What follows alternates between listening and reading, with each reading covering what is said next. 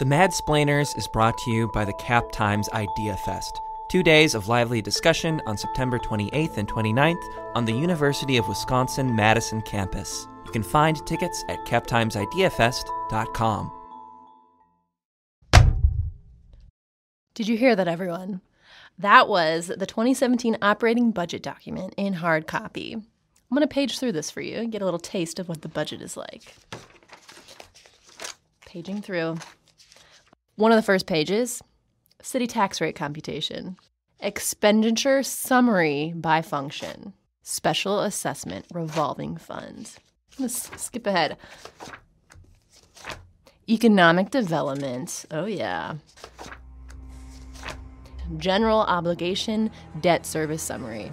Public works and transportation. Facilities operations and maintenance. Workers' compensation fund. CDA housing operations. Reverse mortgage fund. The change table. Housing vouchers. Public housing. Miscellaneous operations. Room tax fund. Housing trust fund. Special assessment revolving fund. Home buyer assistance program.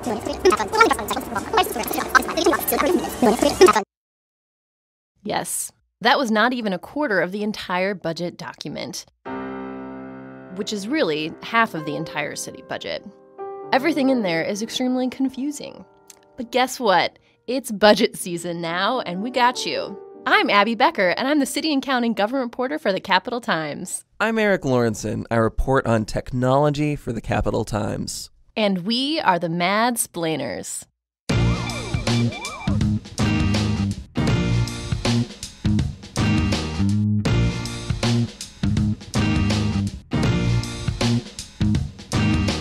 Welcome, everyone, to the Madsplainers, a show that explains local government and city affairs in Madison. Lisa Speckard-Pask is traveling right now, so you just got Erik and me for today.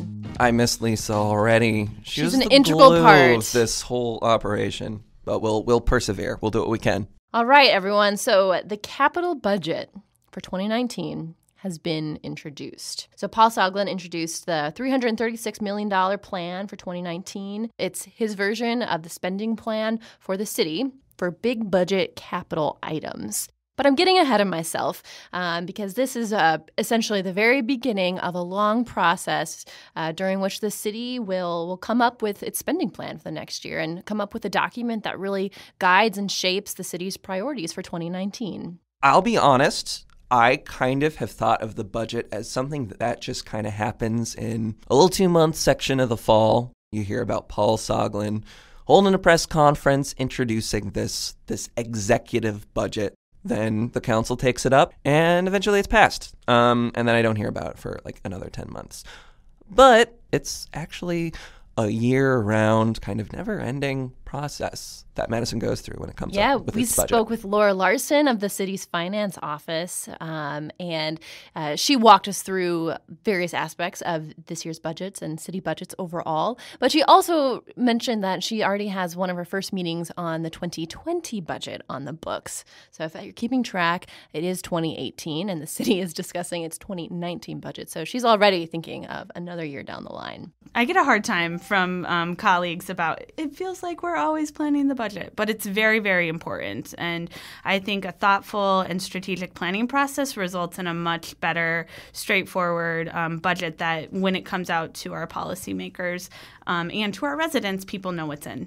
We might not think of the city's budget, on a day-to-day basis. It comes up into, the public consciousness when the big announcements are made. But as you described, the city does work on these, kind of all year long. Let's dive into talking about the budget, explaining the budget, madsplaining the budget, if you will. Hey, Abby, what's the budget?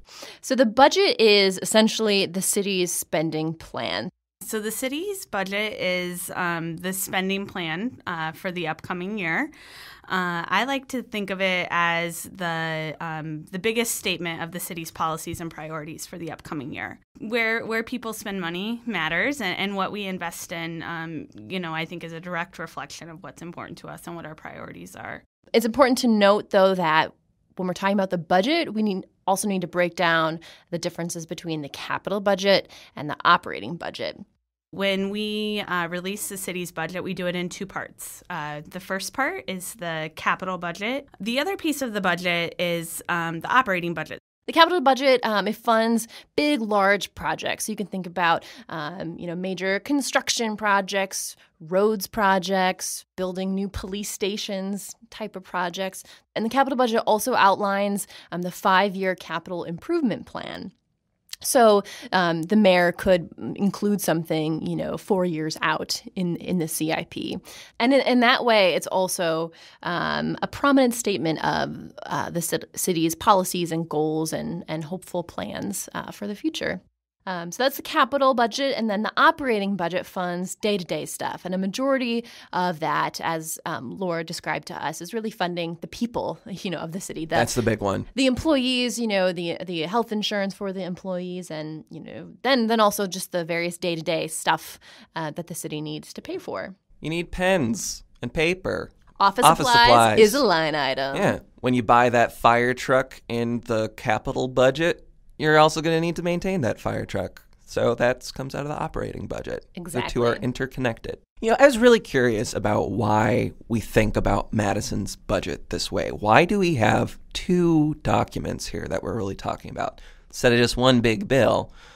I asked Laura Larsen about this when she was in for our chat in the studio, and she gave two reasons, one of which was just it kind of makes sense to have that be the framework of how we talk about how the city spends money in the first place. I think the logic there is let's first talk about the capital stuff, which is more sort of like visionary and more long term, and then we'll come back with the operating budget and talk about really sort of the nuts and bolts of what's going to happen next year. It makes sense, especially because the two inform each other. You pay for something that is going to be a new building or, new roads or whatever. Maybe there are going to be day-to-day expenses that will be associated with that. So therefore, it kind of makes sense to say, okay, let's talk about the big items that we're going to pay for in the capital budget first, and then think about the operational budget. So where is this money coming from? I think that's a big question. Where's the money coming from and where is it going? Yeah, I find it handy to think about the big old pie chart here. Where's this money coming from? Where's it going? Yeah, so in the capital budget we have a big chunk, a little over half of that pie chart is from general obligation borrowing. So that's 51% in the 2019 proposed executive budget. And so I just wanted to also note that much of the debt issued by the city is paid back pretty quickly over a 10-year period. And so this allows the city to keep its AAA bond rating, which is a good thing for the city to have. Gotta get that credit score. Oh, yeah. So nice. Other aspects of the budget come from intergovernmental aid and also bonds from utilities. So like the water utility, the sewer utility. Yeah, it's kind of interesting. So there's this general obligation borrowing, but the utilities kind of do their own thing. The citizens of Madison who pay for their water and such, they're going to be paying off those bonds through those payments. Yeah, and so then in the operating budget, the majority of that, 73%, comes from property taxes. And then other smaller portions come from, other intergovernmental aid agreements, and then also everything else. So that can be fines, you get a parking ticket, pay that money, and the room tax kind of go into that little everything else. Just a big old smorgasbord of funding there, really. Of random funding. Just a potpourri. Yeah, so that's where the money comes from. Let's talk about how does the city actually spend that money. Let's talk about the capital budget first. Transportation is a major sort of bucket of spending for the city. And again, when we're talking about the capital budget, we're talking about big projects. So maintaining roads, for example, a major project that is accounted for in the 2019 executive budget is Buckeye Road construction. $6.4 million is allocated for Buckeye Road construction between Monona Drive to Stoughton Road. Yeah, and one thing that I want to point out, too, is that when we're talking about capital projects, long-term investments, that encompasses the actual building of things, but also the planning and study of building of things, too. So we talked about that big old corridor study last week for John Nolan Drive in our episode about the Hairball intersection. Hairball. That study is accounted for in the capital budget. Another major category of spending is facilities, the building of new buildings or the upgrading of old buildings. So again, just a couple of examples in this fresh new executive budget. Fresh off the presses. There are long-term plans to give an overhaul to the Madison Metro headquarters on the Near East Side. This year, we're talking about new wash bays for the city's fleet of buses. I don't entirely know what a wash bay is. I can't madsplain that. I'm guessing it has something to do with the washing of buses. I think so. And there's a new fire alarm system being installed. That's just for 2019. There's more to come. And another facilities project I just wanted to mention was $22 million for the replacement of the Lake Street parking garage. And as a part of this, there's also planning going on for bus rapid transit, which it has been a thing that the city has been talking about for a while, which could really improve and overhaul Madison's transportation system. So that's an interesting thing to watch out for in future years. So far, the pie is 46% transportation, 17% facilities, and then parks and utilities make up a good chunk of the rest of that spending. So on that pie chart, 6% makes up funding for parks and 13% goes to utilities. So that kind of rounds out our capital budget pie. Cool. Let's bake a fresh new pie for that operations budget. Operations budget pie. Okay, so a huge slice of that, 41%, is going to go to public safety. So here we're talking about like emergency response, like firefighters and the like, police department. Also, a good chunk of that goes to public health. Moving our way down the list, 20% goes toward public works and transportation. And then another big slice of the pie is debt service. Debt. Remember when we talked about all the borrowing we do to pay for that long-term stuff, all the buildings and the roads? That all kind of comes back as something that we need to account for in the operations budget. Because we got to pay back those loans. We got to pay back that money. 15% of our operations budget goes toward paying off that debt. And this is kind of a huge part of the conversation around the budget, and it has been lately, in terms of how much should we be spending on these long-term projects, given the impact it has on the actual payments we have to put down in the operations budget. And especially also given a decline in funding from other sources, such as the federal and state government.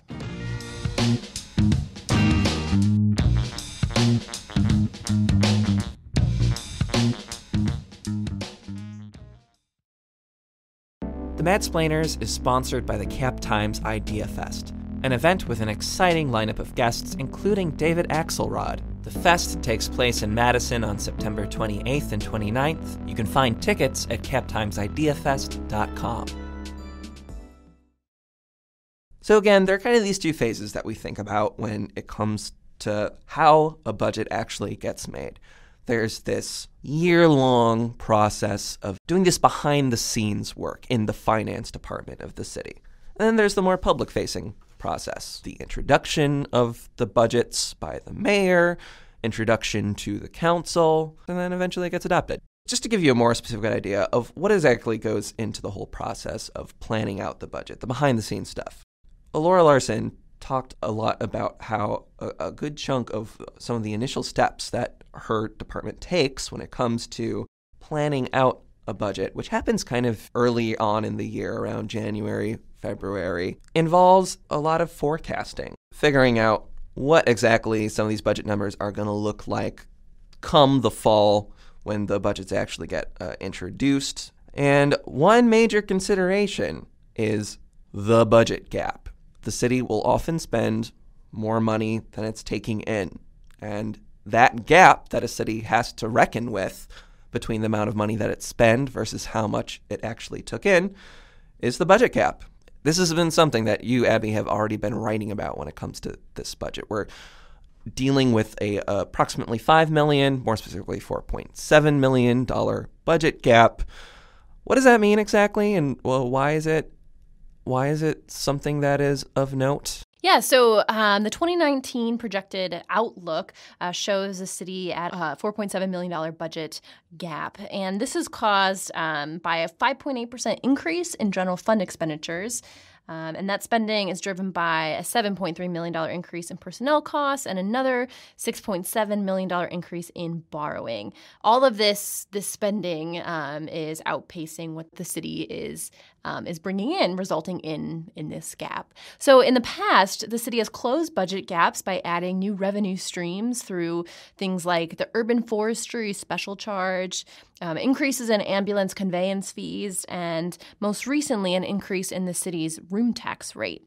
Now, this year, a big thing people are talking about is a proposal from Mayor Paul Soglin to implement a vehicle registration fee in the city of Madison. If this were to pass, this would be in addition to a recent registration fee that Dane County approved, as well as what you pay normally to the state. Committees have not really been favorable to this, so we'll kind of see what happens during the budget debate. Again, some of the things that the finance department looks at during this planning phase, they're talking to city agencies, or requesting their own sort of budgets for the services that they provide. And then it's just kind of this a months-long process of figuring out priorities in the capital budget and in the operational budget based on all those different constraints, based on the agency requests, and also based on the numbers that the city is eventually going to receive from the state. Health insurance and pension rates, that kind of stuff that the city actually can't be really certain about until they actually get a final word from state government. And those numbers can also affect this budget gap that we're talking about. So just a check-in of where exactly we are right now in this process. So as we said, the mayor introduced the executive capital budget. So right now, some public hearings were held on the capital budget, and those were held in the finance committee, and agency heads came in and they talked to the finance committee, of which the mayor is a part of, and talked about their capital needs, for the upcoming year. Then after that, the Finance Committee will discuss and debate and offer amendments to that executive budget. And from there, that goes to the council. So council members have an opportunity to offer amendments to the budget. And then all the way in November, the council will end up approving those amendments, which will go into the budget. Then they will take a motion and adopt the budget as amended.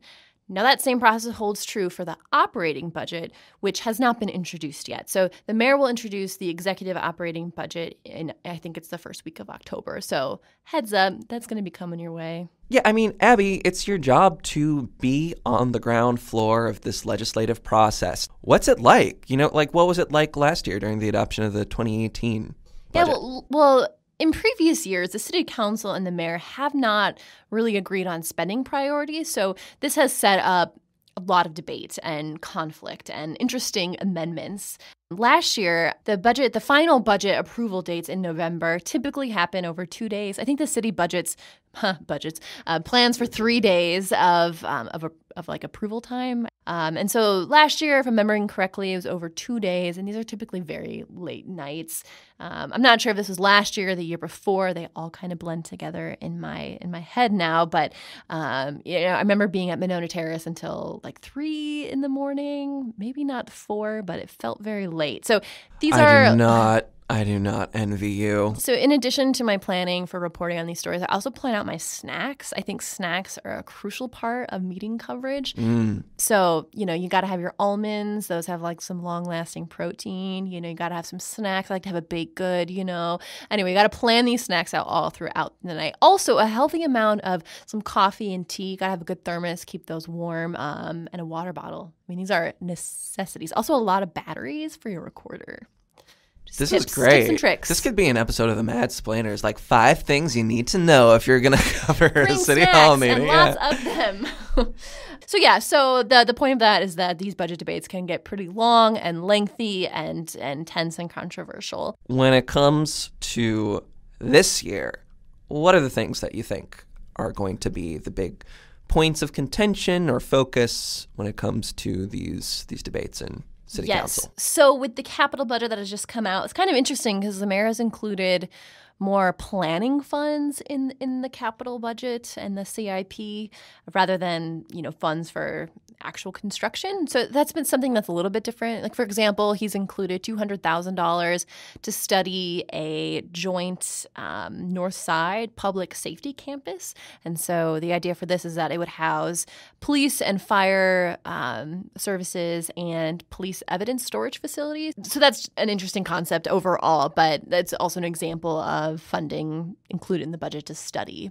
Last year, there were a lot of projects included in the capital budget, like big building projects like the Madison Municipal Building renovation. That was a huge one.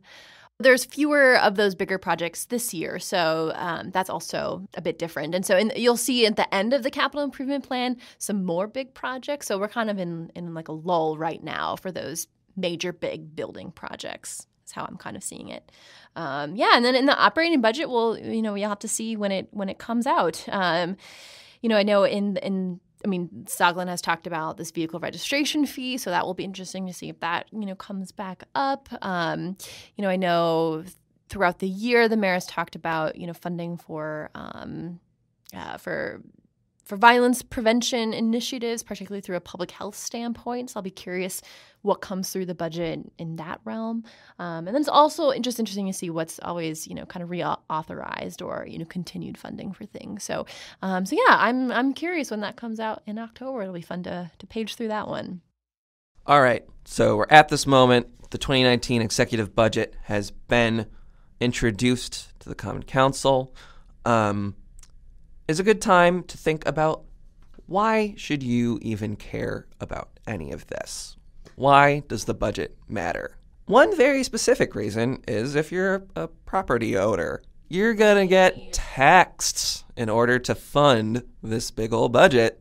It really comes down to sort of the bottom line of what's on your property tax bill if you're a homeowner in Madison. And so to kind of to describe this as council members are sort of going through the approval process, you'll often hear things like, well, what's the tax on the average value home? And so that number is, kind of gives a good sense of what an individual item in the budget, how that might affect the property tax bill. So that's kind of like the hard line there of how it affects you, but also, as we've talked about, the budget really is a big policy statement of the city. It shapes priorities, it shapes projects.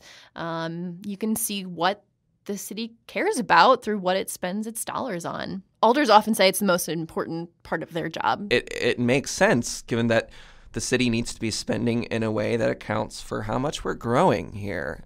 Every year we're adding to our population, and as Laura said, we need to continue growing our city to accommodate that while also keeping services and other aspects of life in Madison affordable. But the budget is also important because it outlines where services are in the city, what services are provided to you as a resident, and also what kind of projects might be coming down the pipeline. So specifically with the capital budget, you can see, I like to look at that and think, oh, in this year, this road near my house is going to be closed because they're reconstructing it. It's like an orange barrel alert. What you got to look forward to in the summer. Oh, they should add little orange barrel alerts like in documentation in the budget to like let people know construction. That would be awesome. I love that. I would love that. But the city has come up with these really cool, useful, interactive tools that you can use. So you can find it on the city's budget website, and there's a big map for the capital budget. So you can kind of click through and see the different capital projects, and different colors represent different agencies, and just kind of a fun way to see in map form where money is going. Yeah, and speaking of that, Laura Larsen said that it is a big priority of hers to change the way that she and her department communicates the budget to the public.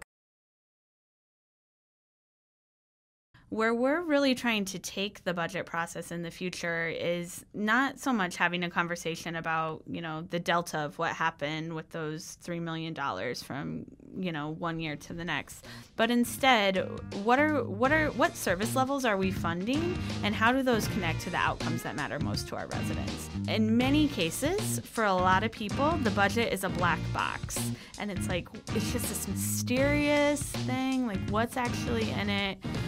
And so what we really are trying to do is being very thoughtful and deliberate about how do we open that black box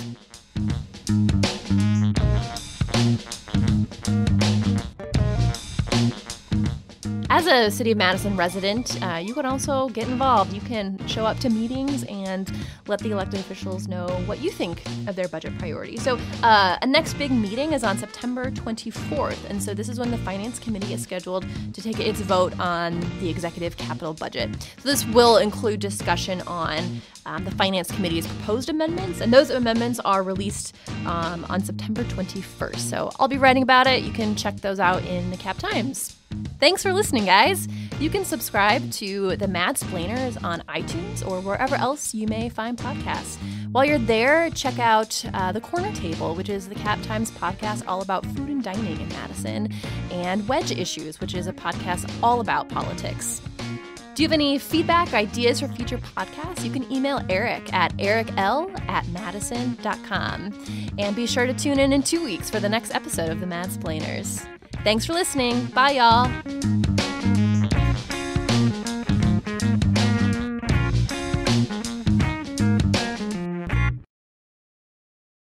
The Madsplainers has been brought to you by the Cap Times Idea Fest. 2 days of lively discussion on September 28th and 29th on the University of Wisconsin-Madison campus. You can find tickets at captimesideafest.com.